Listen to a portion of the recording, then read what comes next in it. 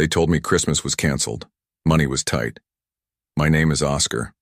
I'm 29, work in supply chain management for Tarnwood Manufacturing in Charlotte, North Carolina. Never asked for much from my parents. Paid my own way since college. Always showed up when they needed me. But that December 23rd phone call from my mother felt different. Oscar, honey, your father and I need to talk to you about Christmas. I was at my desk, finishing up a logistics report before the holiday break. Sure, Mom, what's up? Well, we've been discussing it, and we've decided not to do gifts this year. Money's just tight right now. You understand, don't you? I leaned back in my chair, staring at the fluorescent lights overhead. Of course I understand. That's totally fine. We can just have dinner together. That's what matters anyway. You're such a good son, Oscar. We knew you'd understand. Your sister might be a little disappointed, but she'll come around. My sister, Vanessa, 26, living in the same city as our parents in Raleigh, working part-time at a boutique while finding herself and relying heavily on Mom and Dad for rent, car payments, and just about everything else. I loved her, but we'd never been close. She was the baby, the one who could do no wrong, and I was the responsible older brother who always took care of himself. I'm sure she'll be fine, I said. When should I come over? Christmas Day around 2 in the afternoon. We'll have a nice meal together. Nothing fancy, but it'll be good to see you. We said our goodbyes and I hung up. Something about the call felt off, but I couldn't put my finger on it. My parents had always been comfortable, not wealthy, but stable. My father ran a successful electrical contracting business, and my mother worked as an office administrator at a dental practice. They owned their home outright, had decent retirement savings as far as I knew, and never seemed to struggle financially. But I trusted them. If they said money was tight, then money was tight. Maybe the business had a bad year. Maybe there were medical bills I didn't know about.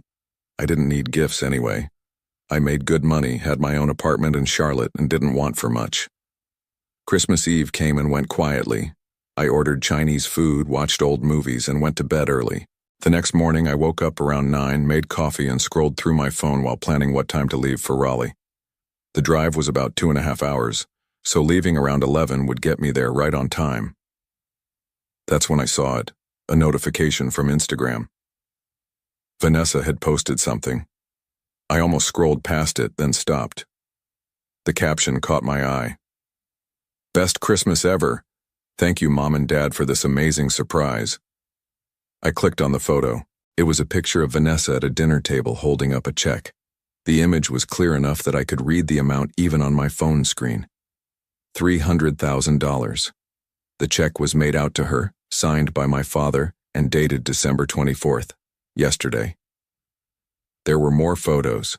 My parents, dressed nicely, sitting at what looked like an expensive restaurant in downtown Raleigh. Wine glasses raised in a toast. Vanessa beaming, her arm around my mother. Another photo of the check, this time with a caption overlay and sparkly letters, Inheritance Surprise. I sat there, coffee getting cold in my hand, staring at the screen. My parents had told me Christmas was canceled because money was tight. Then they took my sister to dinner at an upscale restaurant and handed her a $300,000 inheritance check.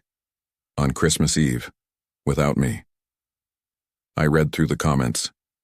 Friends congratulating her. Questions about what she'd do with the money.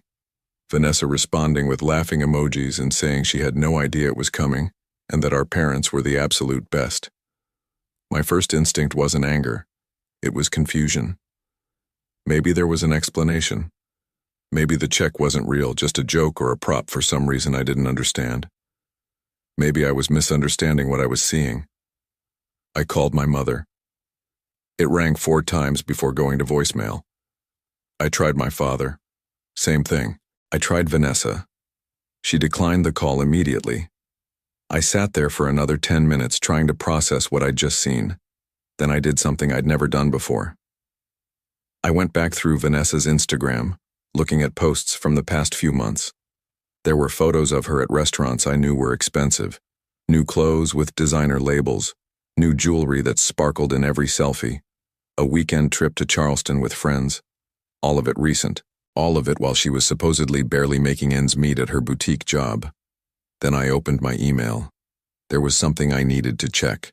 Something that had been in the back of my mind for months, but I'd ignored because I trusted my family. 6 months earlier, my grandfather had passed away. He'd been a quiet, hard-working man who'd built a successful career in commercial real estate. At his funeral, my father had pulled me aside and told me that my grandfather's estate was being settled. But it would take time. Lawyers, paperwork, taxes. He said we'd talk about it later, and I'd nodded, too grief-stricken to think about money. I never heard about it again. I assumed there wasn't much left after expenses, or maybe my grandfather had donated most of it to charity. He'd been generous that way. But now, looking at that check in Vanessa's hand, something clicked in my brain. I opened my laptop and started digging through old emails. I found the one from the estate attorney, sent to my father, with me copied on it. I'd skimmed it at the time, too overwhelmed by work and grief to focus on the details. Now I read every single word. The email outlined my grandfather's will. His estate was valued at just over $700,000 after taxes and fees. Per his will, it was to be divided equally between his 2 grandchildren, Oscar and Vanessa, $350,000 each. My hand started shaking. I read it again, and again. Equal distribution. Both grandchildren. Vanessa just got $300,000. That meant the other $350,000 should have been mine. And if my parents were giving her inheritance early, where the hell was mine? I grabbed my phone and typed out a comment on Vanessa's post. My fingers moved before my brain could stop them. Congrats. Simple, clean, no emotion showing. I hit post and set my phone down. I wasn't going to Raleigh. Not today. Not until I figured out what the hell was going on. I opened my laptop and started making calls. First, to the estate attorney whose name was on that email. It was Christmas Day, so I left a detailed message asking him to call me back as soon as possible. Then I called my bank, checking account balances, transaction histories, anything that might give me a clue about what had happened to my share of the inheritance. Nothing. No deposits. No transfers. No money that shouldn't be there. I spent the rest of Christmas Day at my kitchen table, going through every document I could find. Old emails, text messages, financial records. I even drove to my storage unit and pulled out boxes of family paperwork I'd saved over the years. Birth certificates, old tax returns my father had helped me with when I was younger, copies of documents from when I'd bought my car, anything that might be relevant to understanding what was happening. By midnight, I had a timeline pieced together. My grandfather died in June. The estate was settled by August according to the attorney's correspondence. The email was dated August 15th, clearly stating the inheritance would be divided equally between both grandchildren. And now in late December, Vanessa had her share, $300,000. Given to her by my parents at a Christmas Eve dinner I wasn't invited to, after they told me money was too tight for gifts. I finally got a text from my mother around 11 at night. Oscar, where are you? We waited for you for hours. Are you okay? Please call us. I stared at the message for a long time. Then I typed back. Something came up at work. Sorry I couldn't make it. Hope you all had a good Christmas. She responded immediately. We did. We missed you though. Love you so much. Love you. The words felt hollow now, like coins dropped into an empty well. I set my phone face down on the table and closed my laptop. My coffee from that morning was still sitting there untouched and cold. I poured it down the sink, rinsed the cup, and went to bed. But I didn't sleep. I lay there in the dark, my mind racing through possibilities. Maybe they were planning to give me my share later. Maybe there was a reason for the delay that made sense. Maybe this was all some kind of misunderstanding that would be cleared up with a simple conversation. Or maybe I'd spent my whole life being the responsible one, the one who didn't need as much attention or help, and my parents had decided that meant I didn't deserve the same as my sister. I grew up in a middle-class neighborhood in Raleigh. My father built his electrical contracting business from nothing, working 70-hour weeks when I was a kid. My mother kept the home running and handled the business paperwork at night after we went to bed. They weren't perfect, but they were hardworking, and I respected that about them. I was always the easy child. I did my homework without being asked, stayed out of trouble, got good grades without needing help. When I wanted something, I worked for it. I had a paper route at 12, bussed tables at 16, and paid for half my college tuition with scholarships and part-time jobs. My parents helped when they could, but I never expected them to carry me through life. Vanessa was different. She was the surprise baby born when I was 3. My parents doted on her from day one. She was colicky as an infant, anxious as a child, and dramatic as a teenager. Everything was a crisis with her. A bad grade meant the world was ending. A breakup meant she couldn't get out of bed for days. And my parents catered to it all, believing she was just more sensitive, more in need of support and understanding. I never minded. Not really. I understood that people were different, that Vanessa needed more attention, and I could handle things on my own. I was proud of being independent. But over the years, I started to notice patterns that bothered me more than I wanted to admit. When Vanessa wanted to go to a private university that cost twice as much as the state school I attended, my parents found a way to make it work. When she dropped out after 2 years because she wanted to find her passion, they didn't push back or ask her to pay them back.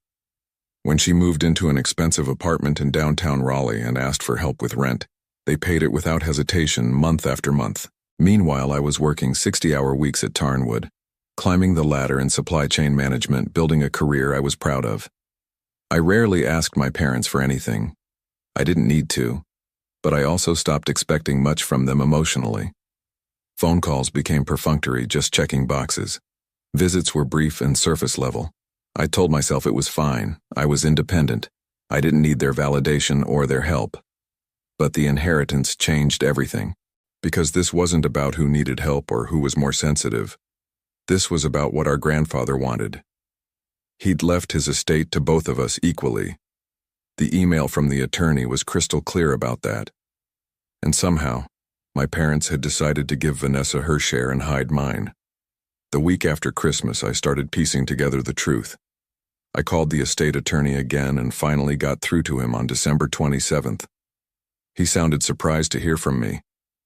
"Oscar, yes, I remember your grandfather's estate. Is there a problem? I have a question about the distribution. The email you sent in August said the inheritance was split equally between Vanessa and me. $350,000 each." "That's correct. Your father signed off on the distribution months ago. The checks were issued in late August." I felt my chest tighten. "Both checks? One for me and one for Vanessa?" "Yes, both checks. Your father was listed as the executor, so he handled the disbursement personally. I sent copies of everything to his email. Is there an issue with your check?" "I never received it," I said, my voice steady despite the anger building inside me. There was a pause. "That's strange. Your father confirmed receipt of both checks. Let me pull up the file." I heard typing in the background. "Yes, here it is. Both checks were issued on August 25th and delivered to your father's business address. He signed for the package. Is it possible he's holding it for you?" "Yeah," I said slowly. "That's possible. Thanks for your help." I hung up and sat there, staring at nothing. My father had received both checks in August, 4 months ago. He'd given Vanessa hers now, on Christmas Eve, and told me absolutely nothing about mine. I started looking into my parents' finances, something I'd never done before because I trusted them completely. But I had access to some old accounts, joint savings from when I was younger that had never been closed. My parents had kept me on them in case of emergencies, they'd said. I logged in and found something strange. Large deposits and withdrawals over the past 6 months, always in round numbers. 50,000 here, 75,000 there. Patterns that didn't make sense for normal household expenses. I cross-referenced the dates with my father's business records, which I could access through an old shared drive he'd given me years ago when I helped him digitize his files. The business was struggling more than I'd realized. Not failing, but definitely not thriving. Contracts had dried up significantly over the past year. Labor costs were up. Material costs had increased. He'd taken out a business loan in July and another one in September, both for substantial amounts. And then, in October, there was a deposit into the business account for $350,000, the exact amount of my inheritance. I sat back in my chair staring at the screen, feeling my world tilt sideways.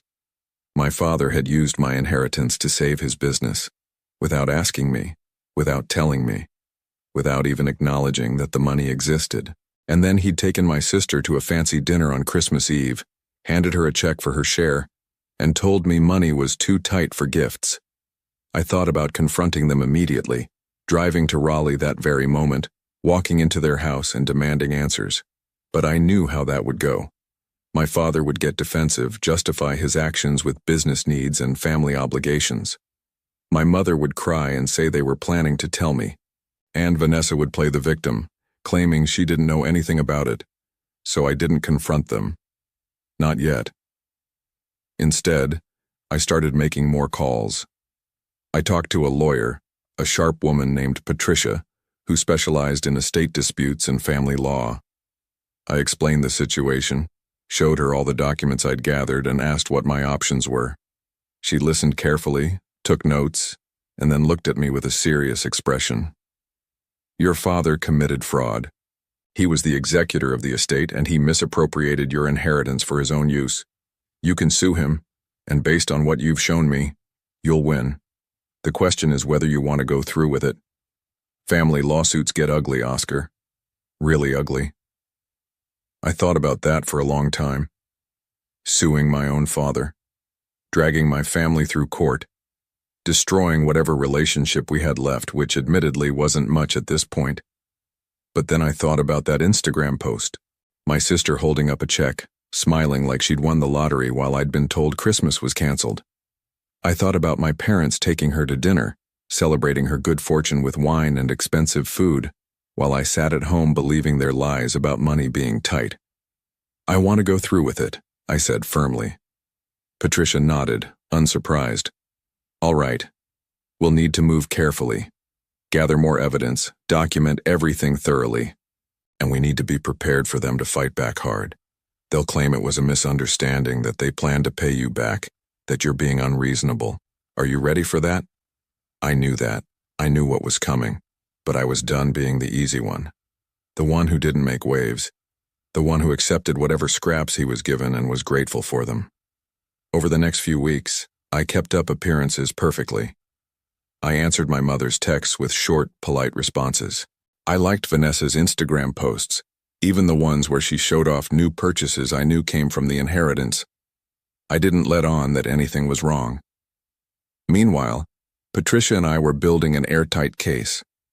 I found more evidence in those old shared drives my father had given me access to years ago. Emails between my father and the estate attorney, discussing the distribution of funds in detail. Text messages between my parents about how to handle Oscar when the time came to tell him. They'd been planning this for months, maybe from the very beginning.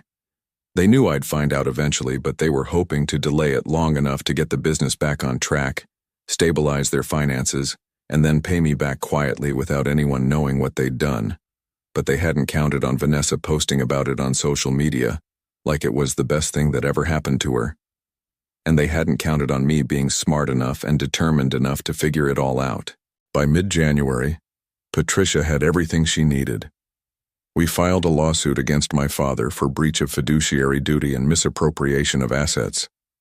The lawsuit named my mother as a co-defendant, since she'd been complicit in the scheme and had actively helped hide the truth from me.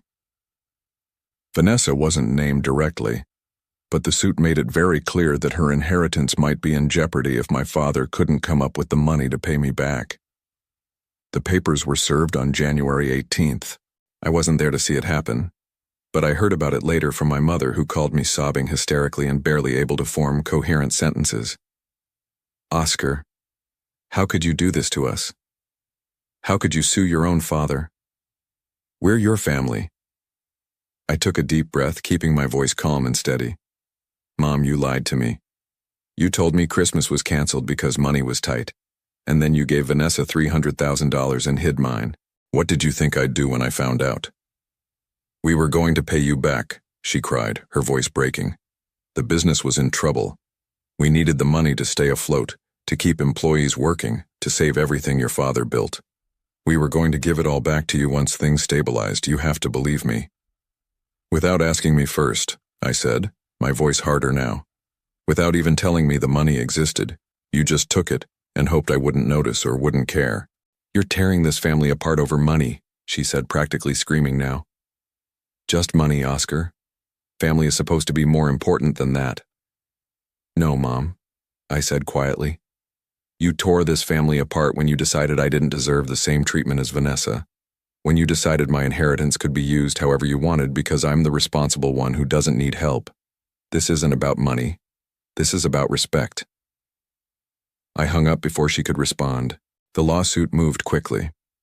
My father's lawyer tried to argue that he'd acted in good faith, that he'd fully planned to return the money, that it was essentially a temporary loan to save the family business during a crisis. But the evidence was overwhelming and undeniable. The emails clearly showed premeditation. The text messages showed conspiracy. The bank records showed exactly where my money had gone. In February, we entered mediation. The room was sterile and cold, fluorescent lights buzzing overhead. My father sat across from me, looking older than I'd ever seen him. Deep lines etched into his face, gray hair thinner than I remembered. My mother was there too, her eyes red and swollen from crying. Vanessa hadn't come, but I knew she was furious with me. She'd called me twice in the past week, screaming about how I was ruining everything, how I was being selfish and cruel. I'd answered the first call, listened to her rant, and said nothing. The second call, I didn't answer. The mediator, a woman in her 50s with a no-nonsense demeanor, laid out the facts in plain language. My father owed me $350,000 plus interest that had accrued, plus legal fees that were mounting by the day. He could either pay it immediately in a lump sum or enter into a structured settlement with a payment plan. The problem was obvious to everyone in the room. He didn't have the money. The business was still struggling despite the injection of my inheritance. The loans he'd taken out had come due, and he'd used my money to make payments. But it wasn't enough to turn things around. "We could sell the house," my mother said quietly, her voice barely above a whisper. "It's worth about $400,000. That would cover everything, the full amount plus interest and legal fees." I looked at her. She looked exhausted, defeated, broken. Part of me wanted to feel sorry for her, wanted to tell her it was okay, that we could work something out. But I couldn't. Not after what they'd done. Not after the lies and the deception and the Christmas Eve celebration they'd had without me. "Or," my father said, his voice tight and strained, "I could sign over half the business to you. It's worth about the same amount on paper, and you'd have equity in something that could potentially grow and be profitable again." I shook my head firmly. "I don't want the business, Dad. I don't want anything to do with it. I want what's mine, what Grandpa left me. Cash." The mediator cleared her throat and suggested a compromise. My father would pay me $50,000 immediately, liquidating some equipment and assets from the business. Then he'd pay the rest in installments over 3 years. If he defaulted on any payment, missed any deadline, the house would automatically be used as collateral and could be seized and sold to cover the remaining balance. I looked at Patricia. She nodded slightly, indicating it was a reasonable offer. "Fine," I said. "I agree to those terms." The settlement was finalized in early March. My father made the first payment, and I received a check for $50,000. I deposited it into my account and stared at the number on my phone screen. It felt hollow, not because of the amount, but because of what it represented, a family broken beyond any hope of repair. But I wasn't done. There was something else I needed to know, something that had been nagging at me since I'd started going through the financial records. In June, Patricia called me with news that made my blood run cold.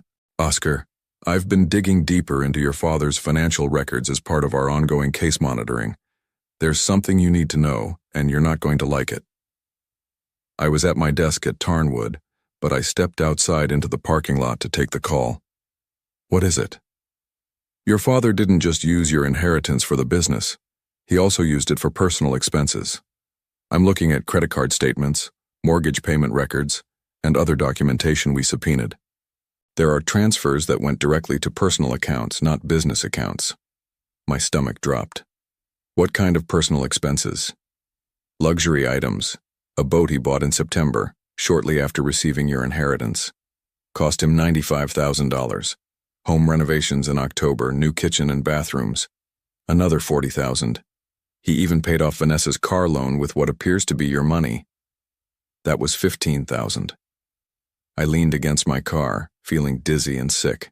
How much total? At least $75,000 went to non-business expenses that I can document. There might be more that I haven't found yet. I'm still going through all the records. So he lied, I said slowly, my voice shaking with anger I couldn't control. It wasn't just about saving the business. He used my inheritance to fund their lifestyle, to buy toys and renovations and pay off my sister's debts. That's exactly what the evidence suggests. And Oscar, this changes things legally. This could be prosecuted as criminal fraud, not just a civil matter. If you wanted to pursue criminal charges against your father— No, I said immediately, cutting her off. I don't want him in jail. I don't want to destroy him completely. I just want my money back. But inside, I was reeling. My father hadn't just made a desperate decision to save his business in a moment of crisis.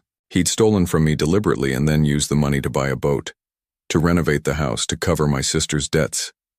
He'd looked at that inheritance, money my grandfather had specifically left for me, and seen it as a personal windfall, something he could use however he wanted because I was the son who didn't need it, who could take care of himself. That evening, I sat in my apartment with a glass of whiskey I didn't drink, just held in my hand, staring at nothing in particular. I thought about calling my father right then and there, confronting him with what I knew, demanding an explanation. But what would be the point? He'd already shown me exactly who he was. Another conversation wouldn't change that fundamental truth. Instead, I called Patricia back. What are my options here? What can we do with this new information? We can amend the lawsuit to include fraudulent conversion and personal enrichment. We can pursue the full amount of your inheritance plus the $75,000 he spent on personal expenses. With this evidence, you could potentially get punitive damages on top of that. We could triple your recovery easily. I thought about that. Triple the damages. That would destroy my father completely and utterly. The business would fail immediately, the house would be gone, and my parents would be left with absolutely nothing. They'd be bankrupt, possibly homeless. Let's amend the lawsuit, I said finally. But I don't want punitive damages. I just want my full inheritance back plus the $75,000 he spent on personal expenses that should have been mine. And I want it documented publicly, in court records, exactly what he did with the money. I want the truth out there. Are you sure? You have legal grounds for much more. You could make him pay for what he did. I'm sure. I want him to face the truth of what he did. I want everyone to know. But I'm not trying to completely ruin him. I'm trying to get what's rightfully mine. The amended lawsuit was filed in late July. My father's response was swift and uglier than anything that had come before. His lawyer issued a public statement claiming I was making false accusations, that the expenses were legitimate business deductions that I didn't understand, that I was engaged in a personal vendetta against my own family because I was jealous of my sister. The statement was somehow leaked to local media outlets. Suddenly, my private family dispute was public knowledge. A reporter from a Raleigh newspaper called me for comment. I declined to speak with them, but the damage was done. People I knew from high school saw the news online. Colleagues at work heard about it through the grapevine. I became known as that guy who sued his own father over money. Most people were supportive when they heard the full story and understood what had really happened. But some weren't. I got messages on social media calling me greedy, selfish, ungrateful. One former classmate wrote an entire post about how families should forgive and forget, how money wasn't worth destroying relationships over, how I should be ashamed of myself. I deleted social media from my phone after that. I didn't need the noise or the judgment from people who didn't know the whole truth. In August, we were back in mediation, this time with all the new evidence laid out on the table.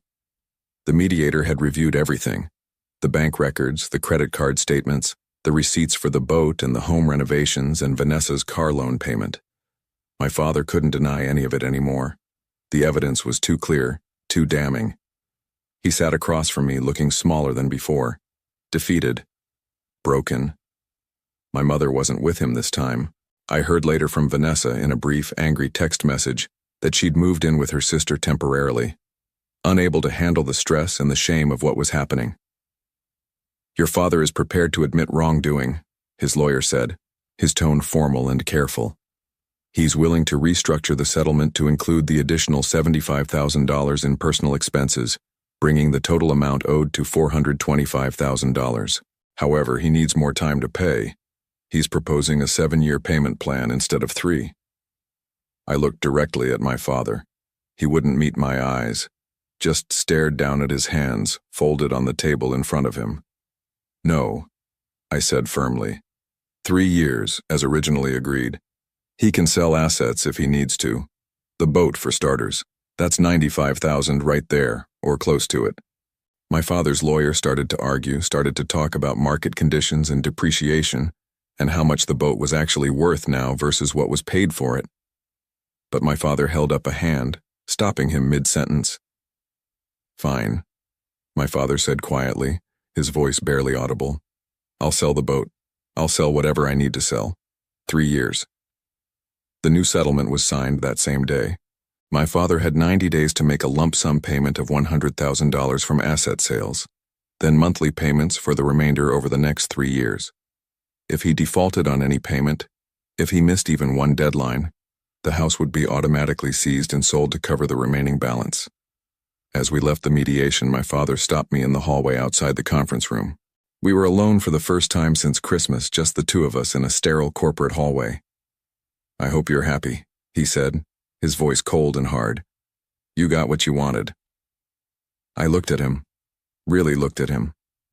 This man who'd raised me, who'd taught me how to throw a baseball and ride a bike and change a tire.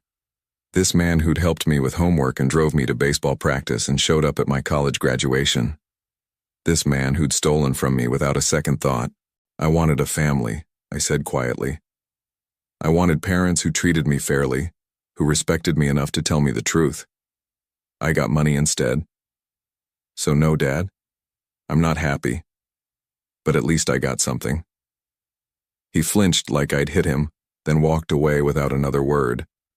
I watched him go, watched him disappear around the corner, and felt absolutely nothing. The asset sales began in September. The boat went first, sold to a buyer in Charleston for $80,000. My father had paid $95,000 for it just a year earlier, so the loss was steep. But that was his problem now, not mine. He made the lump sum payment in October, right on schedule. $100,000 deposited into my account. I was now at $150,000 total recovered, about a third of the way to getting everything back that was owed to me. But getting the money didn't feel like winning. It felt like documenting a loss, like keeping a record of everything that had been broken and destroyed. Every payment was a reminder that my family had chosen deception over honesty, that they'd gambled our relationship on the assumption I'd never find out or never fight back if I did. In November, I got a call from a number I didn't recognize. Against my better judgment, probably because I was tired and not thinking clearly, I answered. "Oscar?" It was Vanessa. She sounded different. Tired. Older somehow. "What do you want, Vanessa?" "I just wanted you to know I'm sorry. For all of it. For not standing up for you. For believing Mom and Dad when they said you were being unreasonable. For posting those pictures on Instagram like it was the best thing that ever happened to me. I see now what they did was wrong." I didn't respond. I wasn't sure what to say, what she expected from me. "I burned through most of my inheritance," she continued, her voice cracking slightly. "I made stupid decisions, bought things I didn't need, trusted people I shouldn't have trusted, invested in a friend's business that failed, and now I'm watching Dad struggle to pay you back, and I realize that could have been my money too. They could have taken mine just as easily if they'd needed it. But they didn't take yours, I said flatly. They took mine. And you celebrated it on Instagram while I was told we couldn't afford Christmas gifts. I know. I was thoughtless. I was selfish. I was so wrapped up in my own excitement that I didn't think about you at all. I'm sorry, Oscar. I really am. Okay. Is that all? Just okay? Can't you say anything else? What do you want me to say, Vanessa? That I forgive you? That we can go back to being a family and pretend none of this happened? That's not going to happen. You chose a side when this started, and it wasn't mine. You have to live with that choice. She was quiet for a long moment. I understand. I just wanted you to know I'm sorry, for whatever that's worth to you now. It's worth about as much as Mom and Dad's apology, I said, which is nothing. I hung up before she could say anything else. She didn't call back, and I was grateful for that. December arrived, and with it came the 1-year anniversary of the Christmas that destroyed my family. I thought about that morning, waking up and scrolling through Instagram, seeing Vanessa's post with that check, realizing what my parents had done. It felt like a lifetime ago, like it had happened to a different person. The payments continued like clockwork. My father had established automatic transfers from his business account, ensuring he never missed a deadline or gave me any reason to take further legal action. By Christmas, I'd received $200,000 of the